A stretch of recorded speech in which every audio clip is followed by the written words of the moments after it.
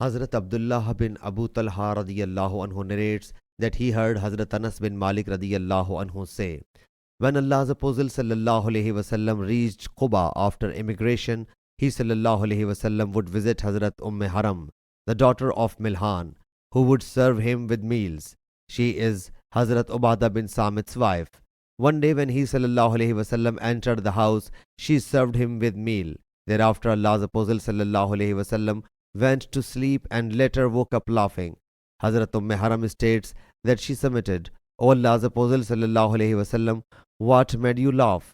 He sallallahu alaihi wasallam said, some of my followers have been shown to me who are fighting in the way of Allah Jalla Jalaluhu, riding a throne in the middle of this ocean, as the kings mount on their thrones, or said, like the kings on the thrones.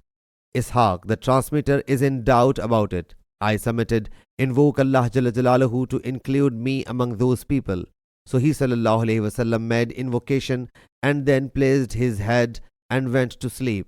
Later he sallallahu alaihi wasallam woke up laughing. I thereupon submitted, O Allah's Apostle sallallahu alaihi wasallam, what made you laugh? He sallallahu alaihi wasallam said, some more people of my ummah have been presented before me who are fighting in the way of Allah Jalla Jalaluhu, riding a throne in the middle of the ocean, as kings on thrones, or said, like the kings on the thrones. I submitted, invoke Allah Jalla Jalaluhu to include me among them. He sallallahu alaihi wasallam said, you are amongst the first group.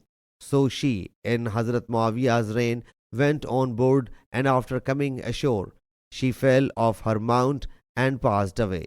Sahih Bukhari, Hadith number 6282 and 6283.